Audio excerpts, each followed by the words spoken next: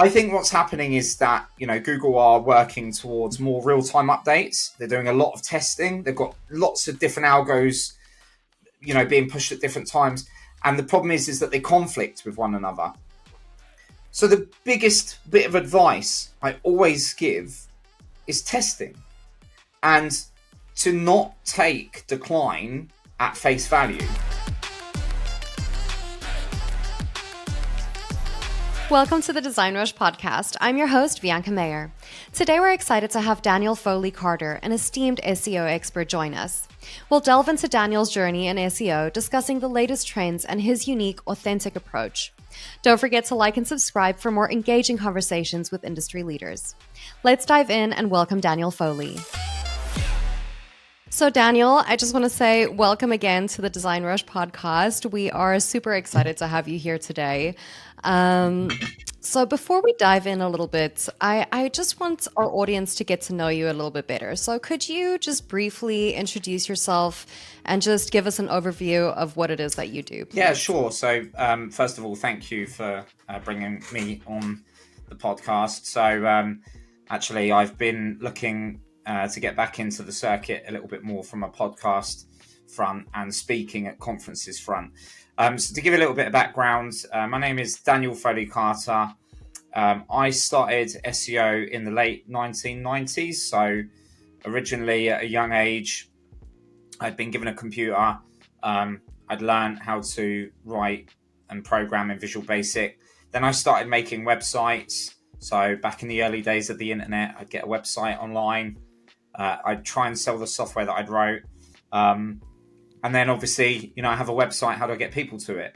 So I learned the early days of SEO using, Alta Vista, Lycos, FreeServe, Hotbot, lots of search engines that probably most people in the industry joining later haven't heard of.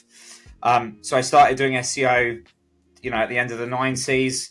And then sort of throughout the early 2000s, I was at agencies as a junior SEO exec. By the mid-2000s, I decided to start my own agency called Assertive, which was back in 2007. I ran the agency pretty much for the last 15, 16 years. And I also launched a number of other SEO businesses. So some people know that I run a specialist auditing consultancy, and I'm also in the midst of building an SEO SaaS. So pretty SEO obsessed, as it were. So I've been in the industry a long time. I've seen everything change. So I've seen how SEO has changed, how the industry has changed, how Google has changed, and then obviously how the search market in general has changed. So, now I like to share as much as I can on LinkedIn in terms of SEO tips, advice, expertise, and things like that. Fantastic. Well, thank you so much for that, Daniel. We're going to delve a little bit more, I think, into, SEO, because of course you're an expert in your field and we really would love to pick your brain a little bit, especially about, current trends and how we can and how we can navigate these unpredictable waters with SEO, because we do know that it's constantly changing. Now, again, given these rapid changes in search algorithms, what do you currently consider as the foundational strategies for effective SEO? So I guess looking at it, foundational strategies for maybe people that are less experienced in SEO or people that are coming into the industry and learning SEO. The whole foundation of SEO has shifted more so in the last 3 or so years as Google's got progressively more intelligent in respect of being able to process big data, use machine learning, artificial intelligence. From a foundation perspective, for many, many years, SEOs had a limited pathway to learn. So to provide a bit of context, SEO over the years has got progressively more difficult and it's got progressively more expensive and time consuming. The foundations of SEO for a long time were a lot more simple in the past. So many years ago, people could learn SEO relatively quickly because there wasn't a great deal of complexity to it. back in the early 2000s, it was literally creating doorway pages, putting keywords in tags and in your URL, and basically stuffing keywords in and then getting any kind of links. And it was really basic stuff. But obviously, as SEO has become a lot more complex, there's a lot more to it. That means the foundation of where people need to start learning has changed significantly as well. And sadly, because SEO is non-curricular, it's not an independent thing that people can learn about. If they go to a college or a university, there might be marketing things there, but a raw, solid SEO training is it's hard to find good training out there. So from a foundational point of view, I guess the way that people need to be taught at an early level is really about creating something that is going to be beneficial for the end user. So a lot of SEO training in the past for foundation users, for people new into the industry, was really based on making websites for search engines. And that was it. And it was a case of, do this so that Google understands, what it is that you have to offer. But the fact is now, obviously, given the tech advancements, we've got Moore's law, processing power has grown exponentially. And with that exponential growth in processing power, we have complex algorithms that are able to work with much wider data points. And fundamentally, that's allowed Google to finally start pivoting towards SEO, which is a website created for the user, not for a search engine. So from a foundation perspective, what junior SEOs and SEOs coming into the industry need to really concentrate on is, how do I know, A, what an end user wants, and B, how am I going to make pages on our site fit what that end user wants? So from a foundational perspective, understanding what a user wants and being able to translate that into output, in a web page that loads quickly, it's orientated in a way that's really clean and easy to use, with content that meets the needs of the user. Those are the most foundational things that I would say, high level, are things that new SEOs need to focus on. So that could be basic things, rather than teaching people from an SEO beginner point of view, you need to pick some keywords and you need to write those into your content. The concept needs to change to say, well, if you want to rank for buy cheap trainers, then you need to understand the concept that does the site that you're optimizing for have lots of cheap trainers, rather than stuffing content in. So I'd say foundational is meeting end user needs. That's going to be the priority part for foundation SEO. So in that case, you're saying, or correct me if I'm wrong, but I'm assuming that you're saying that, at some point we will only be gearing SEO towards the users and not so much the sites anymore. Yes, that's correct. Google doesn't want people building sites for it, basically, because the moment that you focus on Google, not on the end user, you're then relying on Google to get it right more of the time. Whereas if Google uses, behavioral data as a better indicator of whether something's good, then it puts the responsibility of good SEO in the hands, of the SEO, and it allows Google to use more real-time signals to say, is something a good fit? So I use the cheap trainers analogy because it's really simple. If someone goes to Google to buy cheap trainers, they aren't going to Google because they want to read about it. And traditional SEO would always have you have a buy cheap trainers page or a cheap trainers page, and you would jam content in there, and you would really emphasize on the content. But that content isn't there for the people. So from Google's perspective, would it rather rank a page that talks about buy cheap trainers in all different shapes of topic, or would it rather a site with tens of thousands of cheap trainers with loads of filtering and really good UX and fast loading, where users more likely to engage and transact? Google's going to go for the latter, even if the content might not be, that substantial. So optimizing for search engines is losing value. What I mean by that is when you look at the Google Helpful Content Guidelines, some of the criteria basically are like questions. So Google is saying, ask yourself these questions. Does the content offer something unique, something of value? Does it look like it's created for search engines? So the fact that they're specifying that clearly means that they don't want that. And I guess the other pivotal path of it is the reason that people years ago, and even up until recently, and even now some people still do it, the reason that people optimize for search engines is because they're under the concept that if you don't make it clear to Google what a page is in every respect, that you're not going to rank for it. That was traditionally a case in the past, when Google didn't have rank brain, when Google didn't have helpful content algos, when it didn't have the complexity it has now. So now, if we were to say buy cheap trainers, Google isn't going to rely on content to rank. It's going to look at the bigger picture, product coverage, brand signals, and aggregated user behavior, which is a bit of a contentious hot topic. And I think it's probably something that people will be very interested in. And there's a lot of argument and speculation around user behavior and SEO, but that would definitely be something we could also bring up in this podcast. Yes, yeah, absolutely.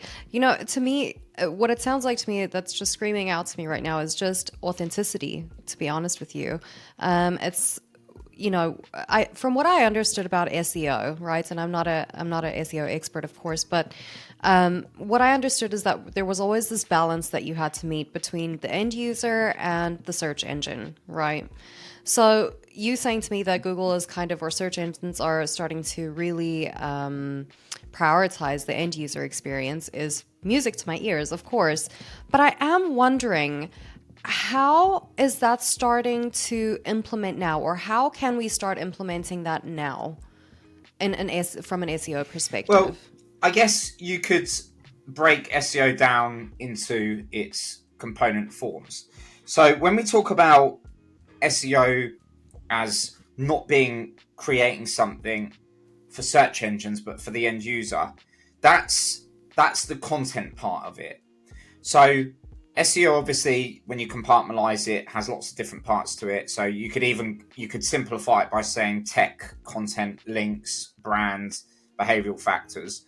But then obviously when we talk about tech, for example, so tech SEO, you would still need to make sure that Google can, crawl your site. It can render the pages, render the output, that it's able to get all of the resources that it needs to be able to load the page, so it can generate a render, so it can generate a cache. So whilst that's not, necessarily optimizing specifically for search engines, you are making sure that Googlebot, Bing bot and other search crawlers are able to, fundamentally take content created for the user and see that. So there are still nuances of SEO that technically you could say are, perhaps for search engines. But when you look at it, Google is getting smarter. So for example, we have AI image recognition now. So with the advent of DALL-E and different LLMs and different AI image modeling, if we took that concept and said, well, do we really need to sit and specify anchor text, for every single image? Or, do we need to provide the same level of detail? Take structured data, for example. So Google uses structured data, JSON, rich snippets. But the fact is that, with the progressive evolution of Google algos, Google will be able to far better compartmentalize data so that all of a sudden, rather than you needing to specify structured data, Google will do it itself. The most obvious example of this is title tags. So I think Ahrefs did a study, 70% plus of title tags are rewritten by Google. So for years and years and years, a core part of on-site SEO was to make sure that your title tags weren't too short, too long, that they didn't end up with truncation, or that they didn't contain, non-ASCII characters, or, you put your keywords in them. But then you've got Google now rewriting title tags in lots of instances. So, the argument that Google hasn't already started this is, could be rebutted immediately. How far Google goes with it, well, only time will tell with that. But we are moving towards, tech evolution, where Google will be able to render a page and it will be able to make sense of the stuff without us telling it. So this is the transition from traditional SEO to modern SEO, and obviously to future SEO, where, machine learning is so powerful that we no longer need to spoon feed it all the things that we did back when they didn't have that advanced technology.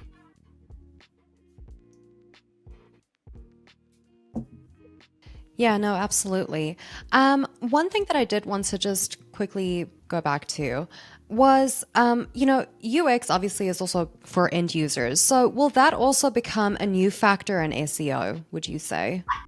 If you have end user needs met, for example, what would happen is that the UX would be supportive of that. So if I, as a user, came to a website, and I want to book a holiday, I want to go to Greece and I want to book a holiday, if the site has 10,000 holidays in Greece, so it's got a massive range with everything, and I would probably find the holiday that I want, if the UX isn't there, and it's awkward to use on a mobile, the filtering's bad, it's just clunky, then what that's going to do is that's going to send me back to Google to continue my search. Now, if that behavior is repeated consistently, then it starts to give Google a picture, well, that clearly something isn't right there, because, user journeys just aren't consistently finishing there. There's a constant pogo, there's low engagement. So this is the part where UX, will play in the overall experience and how people interact with content. And it's the same thing. You could write the world's most amazing content. You could present something that is truly incredible. But if it's not orientated in a way that people like, then it's more likely not to have, the same effect. Okay, so then on another note, what should SEO specialists be studying now? I know you said that there aren't a lot of educational materials out there at the moment, but what would you say is the one type of SEO that they need to become experts in? Because it seems like there's a lot to cover. So is there something specific that's really standing out right now and that you can foresee really for the next, say, 5 years? Or is it too unpredictable? I'd say it is really unpredictable. So I guess breaking it up, we would use common sense. So by common sense, we take an approach where we really now have to think of all of the ways that we can meet end user needs.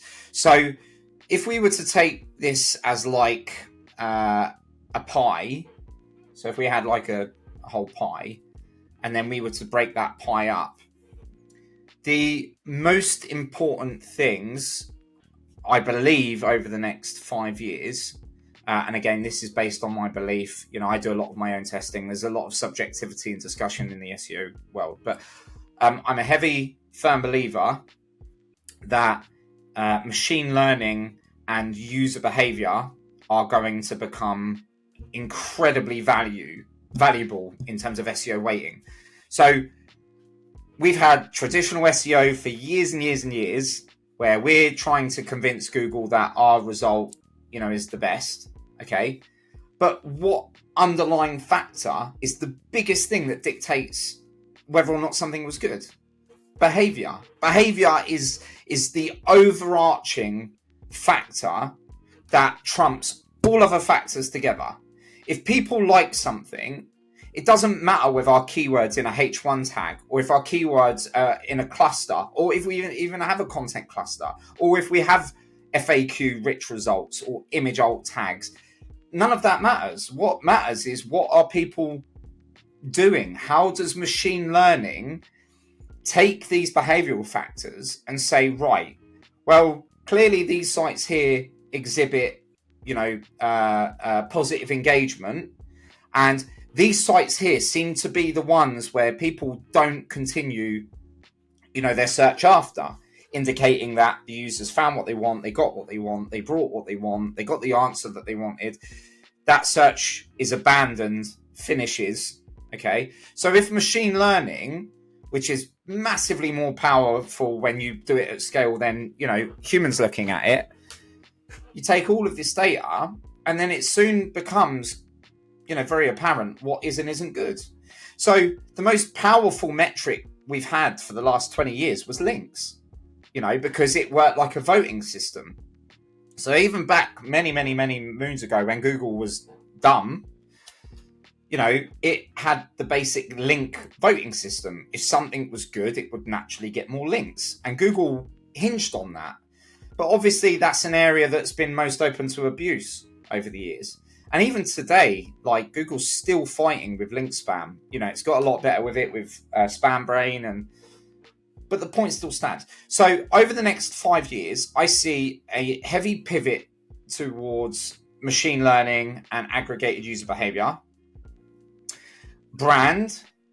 So I think it's definitely going to be one of those things where brand starts to have a more overarching weight as well. So traditionally, one part of brand was done by link building, loads and loads of links to a domain. It looks like an authority. But then we have to consider brand clout. How many people were Googling the brand? How many, Reddit forums and Quora threads, and how many other instances of the brand everywhere? How many reviews are there? What does the socials look like? So I think brand is also going to play a key part in the next 5 years because of trust factors. So we have EAT. So how trustworthy is a brand, is a domain? So that will tie in. I also think that over the next 5 years, how Google integrates AI into search is also going to be a massively leveling factor. So we know that SGE is going to be disruptive because it's fundamentally going to introduce something new above the fold. It's going to reduce organic exposure for traditional listings. So I think when we look at content and content frameworks, we're going to also have to consider, the probability of our content for inclusion in SGE. So these are also going to be important things for the next 5 years. I think fundamentally those are the most important things. And then you can dress things that tie into user behavior. So user behavior will be intrinsically linked with UX. I think from a tech perspective, I think, that will probably simplify. So I think, because if you come away from SEO and you move over to web development is also pivoting towards websites that are cleaner, lighter, faster, So when you take those tech stacks, and we've had to go through a transitional period with those for years where Google couldn't keep up with tech stacks. So you'd have Angular single page application tech coming out, and Google's racing to try and be able to render JavaScript and get. So I think tech SEO is probably going to simplify. I think as tech stacks evolve, and now Google's rapidly adopting AI, it's going to be far better at getting rendering. We already know Google's improving at how it can address rendering. So those would be the key areas that I'd say for the next 5 years. I'm probably going to hit myself later for thinking, God, why didn't I mention like all these other things? So there's probably other stuff there, but I'd put those at the forefront. So I just want to get back to generative AI, right? You've mentioned it a few times now during this conversation.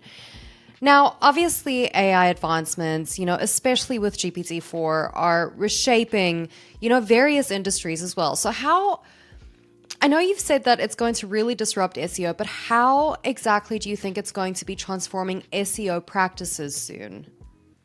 I think the thing is with AI is that looking at it, there are numerous sides to this. So AI actually doesn't have a single side.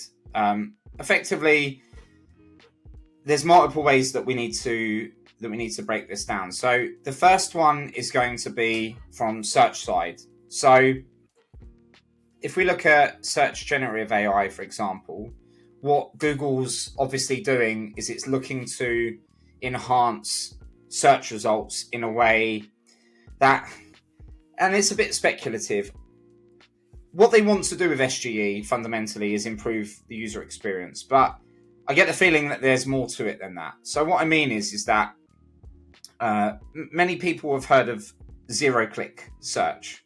So zero-click search was one of those things where people would conduct a search in Google. They'd ask a question, and then Google would show rich snippets. So the day, in the early days of rich snippets, when someone would ask a question and the rich snippet would answer it, what that did fundamentally was it created the birth of zero-click search.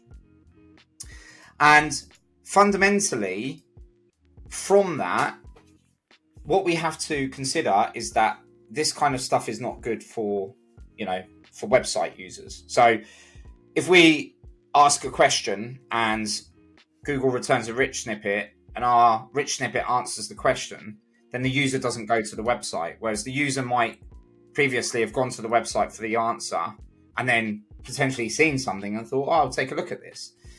When we look at SGE, it's basically like rich snippets on steroids. So it's interactive. The data is obviously using AI, so it uses multiple LLMs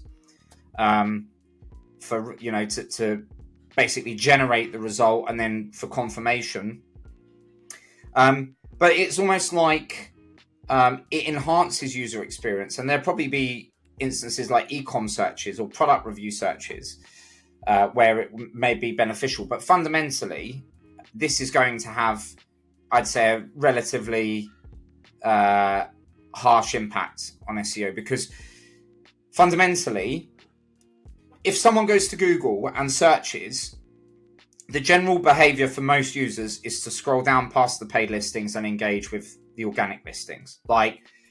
It does vary by niche and industry, but the general consensus for a long time is that organic results have been the key thing that people go to Google for. You do obviously get a portion of people that click on paid results or Google shopping results and things like that.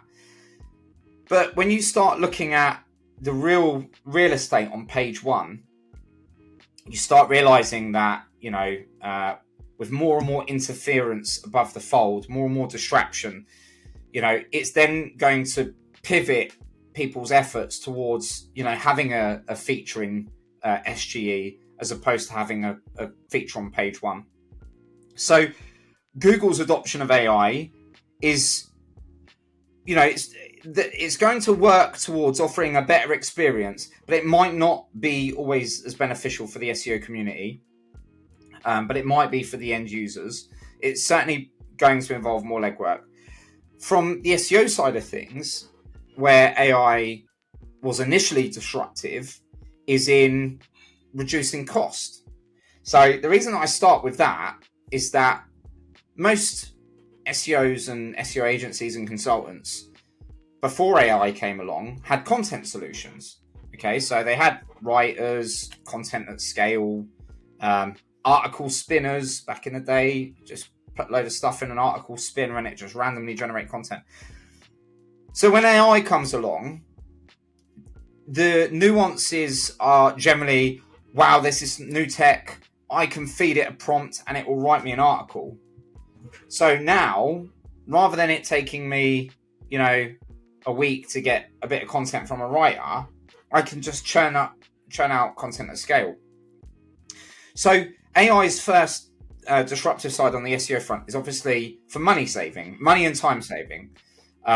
But the benefit is fast content. But obviously that's backfiring, and it's now obviously becoming clear that those strategies don't work, or if they do, they're very short-lived. But I guess the integration of AI into SEO is going to be more beneficial for data analysis, pattern recognition, and general automation of, various tasks. So for example, if people used to spend time building schema manually, they can use AI to do it. And yeah, right, it won't always be right. They have to correct it. But generally, people can start using AI to automate things. And that's only going to get more and more prominent. So the adoption of AI at the minute has been predominantly based around content. There was that false sense of security in that, AI can produce amazing content. And I think one other thing that's really important to bring up here is, for a lot of people that I spoke to, when I talked to them about AI content, they didn't actually know how AI content works. So they say, yeah, artificial intelligence, but they'd never read about large language models.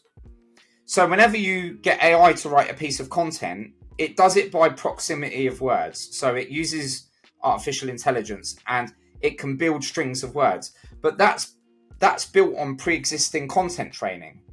So if we're talking about like AI and its integration with SEO, if we take the basic concept of AI is being used to generate content, AI is trained on pre-existing content, and Google is saying in its helpful content algo, create something new and unique. This is where the problem starts, because AI is trained on pre-existing content. So it might generate a randomized set of content, but it's not new. So then you've got all this content being produced that's not new, doesn't add any new value, and it often is missing context, and AI hallucinates a lot. So that's where it starts obviously going wrong. Moving forwards, in the future, obviously, as with everything, 5 years from now, 10 years from now, AI content generation will be a different ballgame. I think adoption from an SEO perspective now will be more for big data analysis. That is where AI will have the biggest advantage, especially probably in the next 3 to 5 years.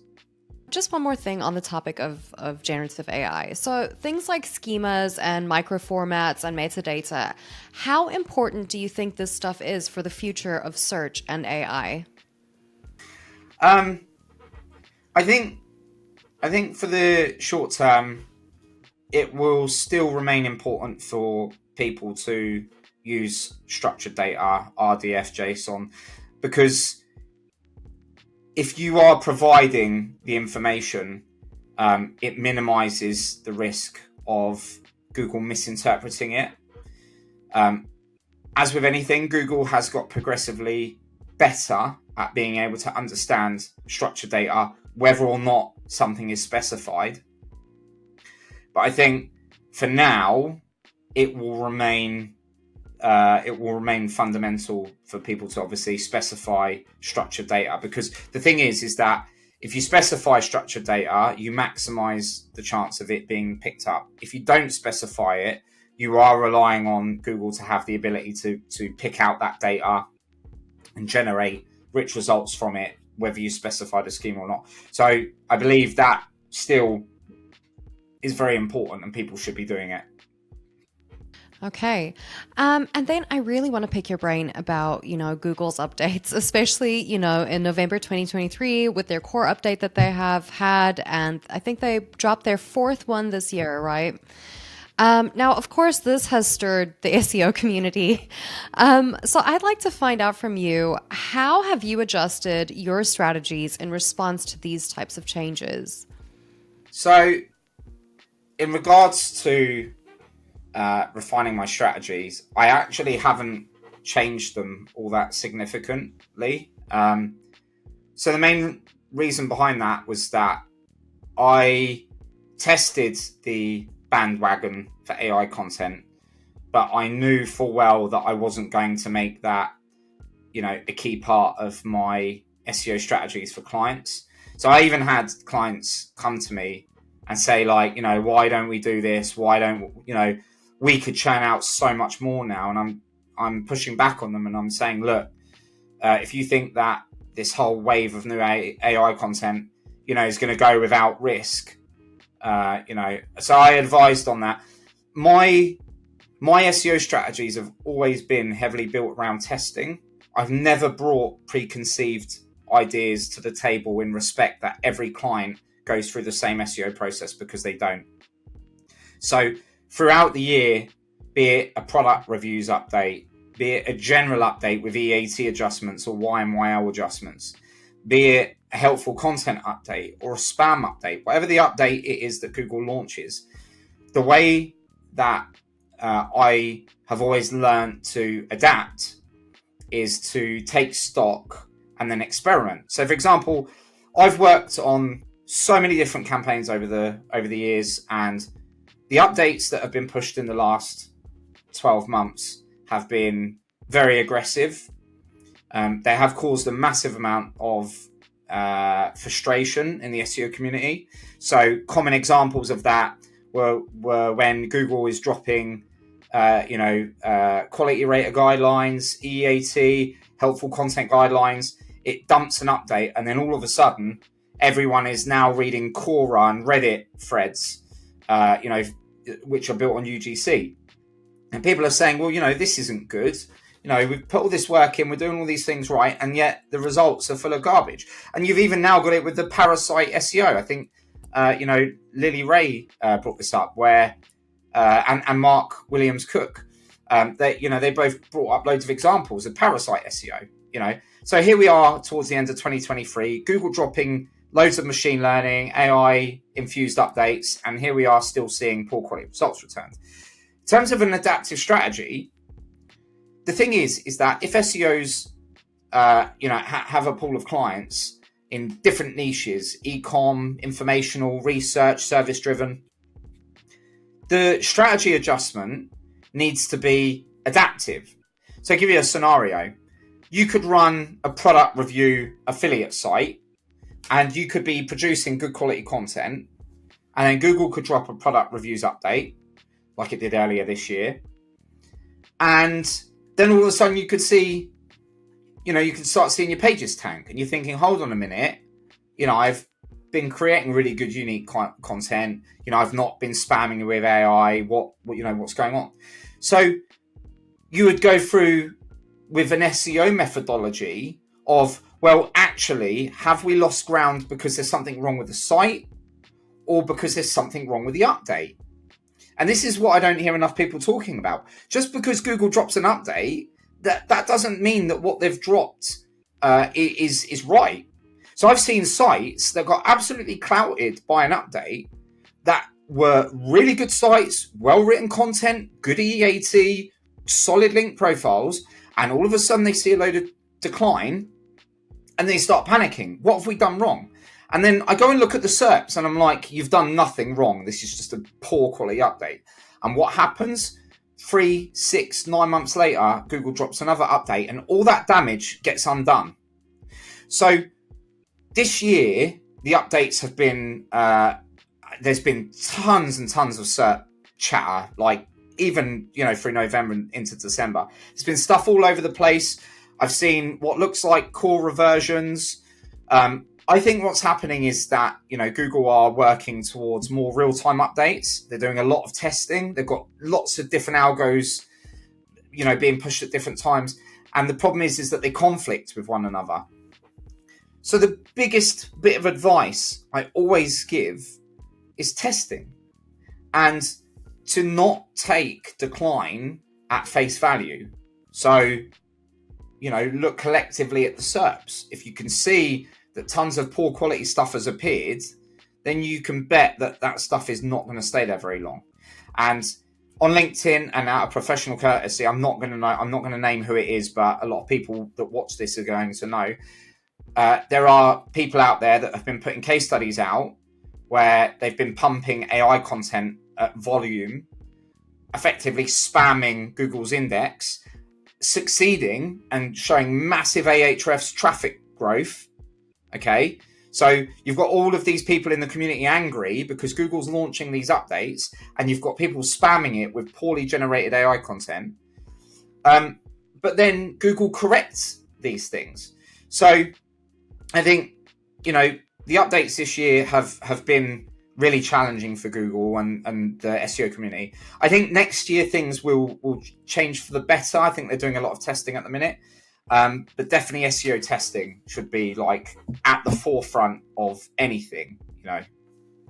Amazing. Thank you so much. That was a really good insights into, the Google core updates and everything that's been happening this year. I know everybody has been up in arms about them, so I think thank you so much for that advice.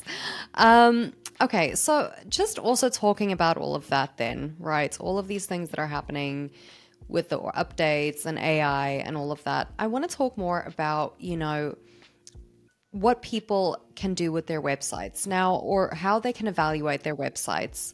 So, in an industry that's obviously full of snake oil, what would you say is the most accurate single metric that can quickly assess a website's authority, just at a glance? I mean, do you remember, for instance, like the Google toolbar and PageRank, things like that? What can people really look at now?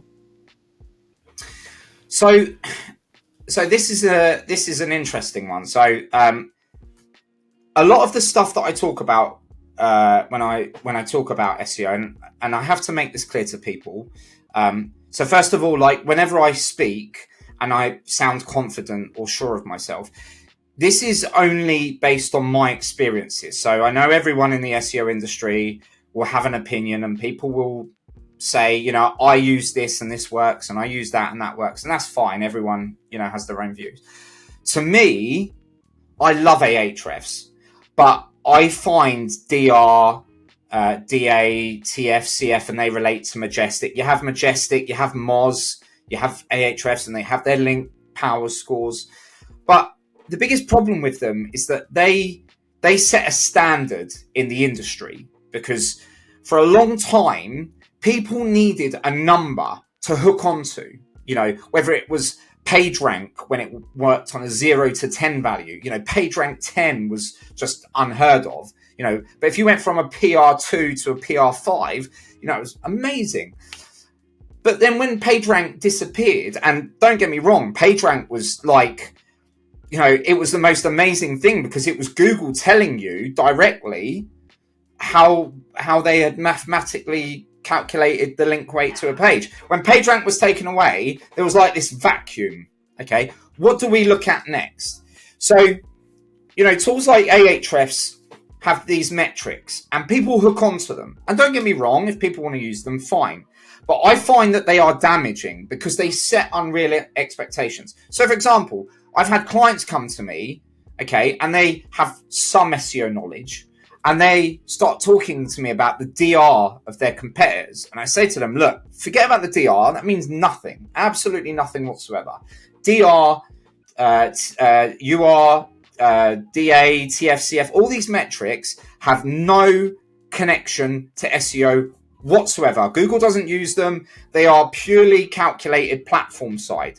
But that's not to say that third-party tool metrics can't be used. So, for example, if I was going to ascertain whether I wanted a link from something, I'd be looking at projected traffic of that page. So nothing says better whether something has some potential value than if a third-party crawler like Ahrefs bot, or Moz, or any of these tools, if they are able to find a URL and match that URL up against keywords, and then use their traffic projection model, that means that page is appearing in search. And projected traffic is almost always below real traffic, because Ahrefs will be missing hundreds of millions of zero search volume or long tail keywords that appear in Search Console but not in Ahrefs. So these traffic projections are often below real traffic. So if there's a page and it has traffic, then the likelihood that that page has content of value is higher. So if I have a page that links to me, and that page has some projected traffic, that means far more than a tool's third-party calculated popularity metric. And as we all know, the SEO, the link community has been decimated by guest post spam, artificial link inflatory schemes, tiered links, and these all ramp up DR but they show no value towards the quality of a domain. So the number one thing I'd always hook onto is projected traffic. And also the other thing that I also do is I take a look at the overall domain traffic profile to see if it's upward trajectory or tanking. And then I try to see if the page that I'm getting a link from is cached and whether it has a high outbound link ratio. Those are the main things that I'd look for. Amazing. Thank you so much. So now just wrapping up on the SEO section or segment of our podcast today. I just have to ask. So we as a platform at DesignRush, are at the forefront of ranking top agencies that various companies can partner with. And this includes things like branding, SEO, web development, things like that, right?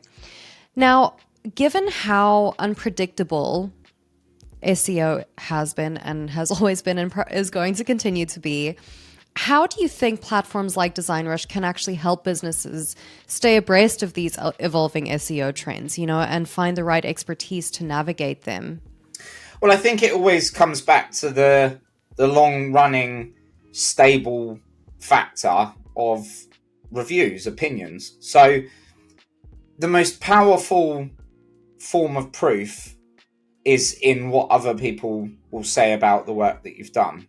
So it is hard in this industry, because it's very easy for people to manipulate, their own Google reviews and things like that. I guess with third-party platforms like DesignRush, you've got the ability to further segment where an agency will have specialisms. So I'm always of the opinion that picking an agency that is more specialist in the level of service that a client needs is going to be better. So I think if someone was using Google or DesignRush, the problem is with someone doing a Google search, it's not hard for an agency that knows what it's doing to rank whether or not they have good practices. There are many examples over the years of agencies that I know were using bad practices to rank, and they were using the same practices on their clients, unbeknownst to the client. Whereas I guess if you've got a third-party platform that, is a specialist directory where people can leave reviews, where you have your own, obviously, platform, because I know with DesignRush, you've got additional factors being, pulled in for an evaluation point of view. I think that gives people more of a non-biased view of whether or not, an agency is going to be a better fit. So you have obviously location filtering, and then you obviously have filtering down to the specific area. So, rather than looking at just web design, I might look for web design, in London. And then obviously if we have UGC or additional reviews there, that's always going to help in the decision-making process. Now, pivoting to, the importance of authenticity, which is something that I touched upon previously in this conversation, with regards to Google wanting to wanting SEO to be more geared towards the user, right? And I also want to bring up your LinkedIn post that you posted recently, and why 2023 was such a crappy year for many, all of us included, I think. So I'd like to just pick your brain on this. Now, Daniel, you are known to be one of the most authentic figures in the industry. So in an era where digital personas are often super curated, how do you maintain authenticity on social media, and why do you think it's so important? The thing is that, so if we were to sort of backtrack a little bit, so I started in the agency space, back in the mid 2000s. So, I started an agency in 2007, which I'd say is fairly early on in the industry.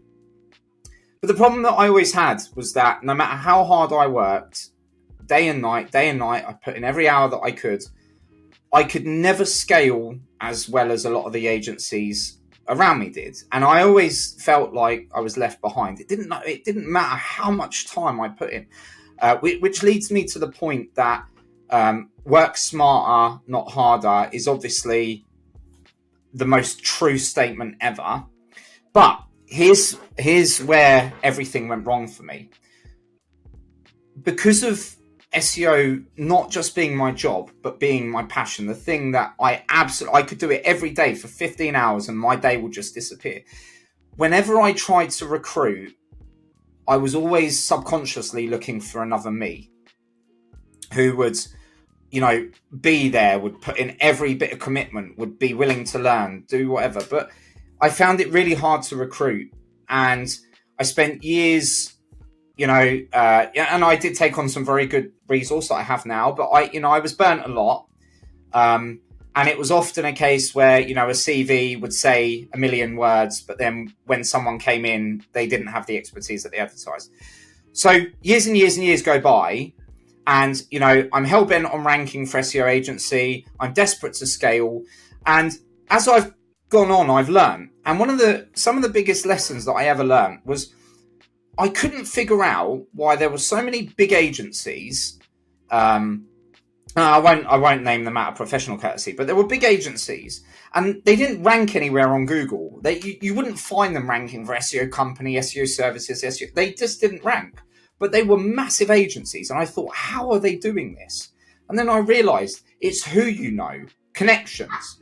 So then I realized that I can't spend my life relying on ranking because, quite frankly, I rank for like SEO agencies and all the inquiries that I got were small, £500 a month, £1,000 a month, and I could never scale an agency on that. So cue my entry into LinkedIn. So I decided in 2018 that I was going to take a pivoted approach to building, new customer bases. So we lost our rank for SEO agency. We held it for like 7 years. And after 7 years, I looked back and I realized, we hadn't progressed much. So I pivoted to LinkedIn, and then, I had like 50 followers on LinkedIn. I had nothing. And I decided, LinkedIn is where I want to focus things because you've got Facebook, you've got Twitter, you've got these other places. So, I spent a lot of time networking. Every day I'd show up, post something, connect. And it's taken me the best part of 5, nearly 6 years to get to where I am. I'm not about to undo that or undo all of the time and effort that I put in by pretending. So, I know that there are a lot of people on LinkedIn, that use pods. So these people, they use pods, they post generalized, regurgitated stuff in the form of inspirational quotes or business quotes. They get 5, 10, 15, 12, 20,000 likes. And you just sat thinking, like, there are people there looking at this thinking, I put real value into the platform and I get 1 like, 5 likes.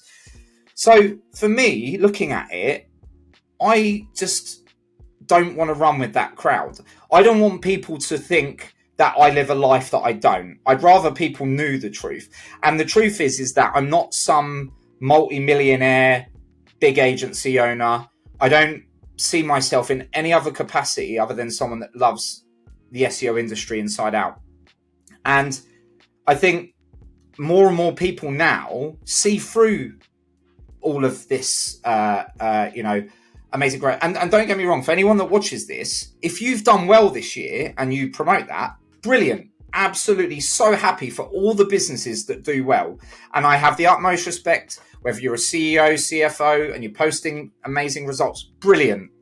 But you do get a portion of the social community that are posting all of this stuff, but they don't allow people to see the true story, and it's this it's like this premise. If you show that you didn't have a good year or that things aren't always great, that you look like you're going to be a weaker candidate, if someone wants to come to you for an SEO campaign or a PPC campaign, because, quite frankly, if you've not had a good year, is that because you've not got good people or good resource? So, from my point of view, I've achieved great results this year, but why have I suffered? Well, it's predominantly because a lot of the client base that I've had are small business. And unfortunately, small businesses are the ones that don't have as large cash flow. They don't have the ability to absorb significant inflation. And even if you have an SEO campaign that drives 2, 3, 400% organic increase, and even for high intent purchase terms, if people don't have the money, they stop buying, and that impacts everyone. So I wanted to make it clear this year that despite the great results, despite all the work, and we've got some amazing results this year, but we've seen conversion rates dropped. So if we get a 200% increase in traffic, but we see a 50% decrease in conversion because people decide that they're going to wait on that purchase, then that's completely taken away some of that value. But inflation comes down next year, people's buying power returns, that SEO investment will go on to drive an ROI. So I guess to sort of summarize and finalize around that, I want people to know and to feel like there's nothing wrong with, airing if you've had a bad year, if you haven't seen the success that you'd anticipated. And I genuinely believe people will have more trust in the content that I post if they see that I'm willing to lay everything bare. I've got nothing to hide. Well, Daniel, I have to say, I think we all absolutely adore you for that. I think a lot of people resonated deeply with your post, actually. It was very candid, and it's something that we don't get to see very often, especially not on LinkedIn. And we know that 2023 was quite a hard year, but would you say there are any other factors that contributed to how hard it was for everyone? I think, to be honest, a majority of it was definitely down to inflation, because fundamentally, when the cost of everything becomes more expensive, it has a knock-on effect on everything. So the cost to deliver a service goes up because the cost of resource goes up. And then if you're trying to mitigate that cost with clients, it's not easy to pass that on, especially if the client is also suffering, because they can't sell as many products. So fundamentally, we could say, well, that is at the forefront, but you could then also argue, that AI has been very disruptive this year. So we had AI and the disruption at a content level. So I think, lots of writers were panicking in 2023 because they, all of a sudden they've got businesses everywhere that are like, well, we can get AI articles done for pretty much next to nothing. That's created waves. Then obviously you've had all of the things this year with the Google Core updates. It's been a massively disruptive year in terms of just update. And it's not like they were even smaller, more subtle updates. There've been some really, really brutal updates this year that, have impacted genuine businesses that have been working really hard to produce and stay producing authentic content. I think that's a really key point as well. Some of the people that have been posting, these case studies glorifying AI content actually received massive backlash for it, because fundamentally what they're doing is they're creating a problem for our industry, because they make poor quality search results, which is what Google is, battling to defeat. So if you've got members of the SEO community doing this stuff and churning it out at scale, it makes our industry look dirty, and it's like a knife in the back for all of the genuine people out there that put so much time and effort into working hard, with a team of writers, with the client, to build, high quality content, something of value. And then all of a sudden you've got people showboating. Basically what they're doing is they're just doing what people used to do in the Black Hat community with article spinners. So I think when you bring all of these things together, it's been a perfect storm for, economic turbulence, inflationary pressures on businesses, squeezing cash flow. Then you've obviously had disruption from a marketing perspective. There's probably some other things in there that are going to creep up down the line. But those, I would say, are the main things for 2023 that have been disruptive. Just looking into 2024 now, and with all of the things that we've navigated this year, Have you learned anything with regards to how you might tackle 2024 should some of these similar problems arise? So I don't see 2024 as, going to be a fresh year. Everything will get better. I think where we are at and where we have been at is like the peak, and we've held that peak for a while. I think things will improve in 2024. I think that we will see a degree of recovery, so slight reduction in interest rates, enough to free up some disposable cash for millions of households across the globe, and that small positive step forwards will spearhead some recovery across a lot of sectors. And the one thing, sorry, I completely left this out of 2023, but if you take a look at 2023, the tech industry experienced the highest level of layoffs that I think we've ever seen. And, so when you look at it, like, you've got tech businesses everywhere who on the, for the last 10 years rode the low interest rate growth phase, should we say. We had since 2008, the global economic crisis, interest rates were brought down low, borrowing money was cheap. So what do companies do? You had tech companies, innovative startups all over the world. So you had like this decade of growth, boom. So you had tech companies all over the place, hiring left, right, and center, taking on stuff that they didn't even need. Take a look at Facebook, for example. And then 2023, that all came crashing down. So you've got the tech sector that saw massive layoffs and declines. And that has a knock-on effect, because then you've got investors who are, far more cautious. That impacts people like me. So I'm developing SEO stack, and I was going to try and go for seed funding earlier this year. And then I looked at it, and, what offers I had 6 months ago weren't there, a month ago when I went back to it. So I think for 2024, we will see recovery, and indirectly that recovery impacts businesses all over the place. SEO, PPC, social media marketing. I think the battle with Google and TikTok will rock on. Although, I could talk entirely about people talking about TikTok as a search engine when it's not the same thing as Google.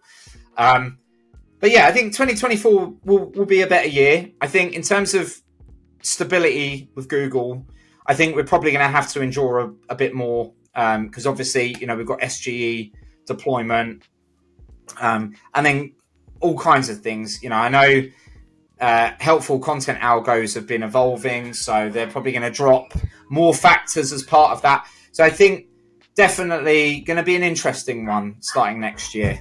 I only have 2 more questions for you, if that's all right. And very quickly, just, throughout your career, who have been your major influences or mentors in SEOs? I mean, how have their teachings or examples really shaped your approach to the ever-evolving, SEO landscape? There are certainly people in the industry like Bill Swarsky, Danny Sullivan, Matt Cutts. Over the years, I'd read a lot of their content. I would follow, Rand Fishkin, for example. I never idolized. I would always just take what people said with a pinch of salt. I sort of miss Matt Cutts in a way. These were the fun days. So Matt Cutts used to post stuff on Twitter that, Google had done something, and then I'd wait for him to announce it, and then I would go and purposely do something. So the funniest example was when he'd announced that exact match domains had been devalued. So the first thing that I went out and did was buy an exact match domain. I then ranked it number 1 for teaching terms, and it was a site that was an EMD where I built a load of black hat PBNs, FFA links, link spam, and the text on the page was lorem ipsum delete. And then I snapshotted it and posted it to him on Twitter. and loads of other things. But I mean, there's loads of amazing people in the community. Like, I could sit here all day and reel off people. There's so many amazing people that I'd love to name who post, really good and useful content. But as with anything in the SEO industry, the best thing people can do is read something, evaluate it, and do testing. So, in my career, I ranked for, keywords that had CPCs of £100 plus a click. I used to rank keywords that were like online casino and play blackjack. These keywords had like 120, £130 CPCs. I ranked number one for them. I ranked number one for an EMD for SEOaudits.io for SEO audits. All of this stuff is through testing. And that was the reason that I decided to build SEO Stack, to give people a platform to do something and test. Okay, so last question, Daniel, and then I will definitely let you go because I know you're a busy man. If you could go back in time, what kind of advice would you give to your younger self just starting out? Work smarter, not harder. So I wouldn't call it a mistake. I'd say that I'm not as far along in my career path as I'd like to have been. But that's partly due to the fact that I worked harder. And the only reason that I did that was because I never felt when I recruited for an SEO that I truly got people, that I could, hand over to and step back from. I've taken on and I've had some very good SEOs over the years. But as with most people in the SEO industry, if SEOs are really good, they're either doing it themselves, so they're not working for an agency, or they freelance, in which case, if they're freelancing, probability is that you are one of many, of the clients that they have. So when I tried to recruit, the biggest mistakes that I made was that my client pool was small business. That small business left me with narrower margins, which meant that I couldn't pay for creme de la creme SEOs. And all this time, working smarter would have been delegate, build a team, sub-delegate, and then I could obviously focus more. But for most of my working career, I've been at the forefront of all of the SEO. So I've not overseen the business, I am the business. And now that's not so much the case, but that's hindered me and set me back quite a long time. The other thing would be as well, to maybe adopt other languages. I'd love to have learned more languages. I think that they're very important to have multiple languages when you're in SEO. And to find a better work-life balance. So I would never glorify working 12, 15, 18 hours a day, and I've done it for a long time. Some of the people that follow me on LinkedIn know that unfortunately, I do have health issues because of what I've done over the years. If I could go back and start again, I would explicitly limit my days to 12 hours and I would have a better work-life balance. I think this year's actually made it a lot worse. I was actually heading towards 12-hour days, but November 2023 came along like a steamroller, and it had other ideas. And just to drop in there, not all of my businesses did badly. So 2023 Assertive broke even. My consultancy suffered badly. That did suffer, but my SEO Audits.io business grew. So it's not all doom and gloom, but obviously, I wanted to highlight the fact that based on what my earlier post was, that businesses might look like one thing on the outside, but have a completely different story on the other side. So that would be another thing as well, I guess, if I was to go back. And that's the grass is not always greener on the other side. So whilst you might see big businesses on paper, big businesses and social media photos, doesn't necessarily mean that things are good. 100%. Thank you so much for being so open and honest about that. I just wanted to say one thing is, yes, the grass is not always greener on the other side. It's greener where you water it, right? And that concludes our discussion with Daniel Foley Carter on the dynamic world of SEO, authenticity, and how we can better navigate 2024. Are you looking for expert SEO guidance for your next project? DesignRush is here to help. Visit designrush.com/marketplace for a handpicked selection of top-tier SEO agencies ready to elevate your next project. Again, I'm your host, Bianca Mayer, reminding you to like, subscribe, and join us for the next DesignRush podcast for more leading conversations with industry experts.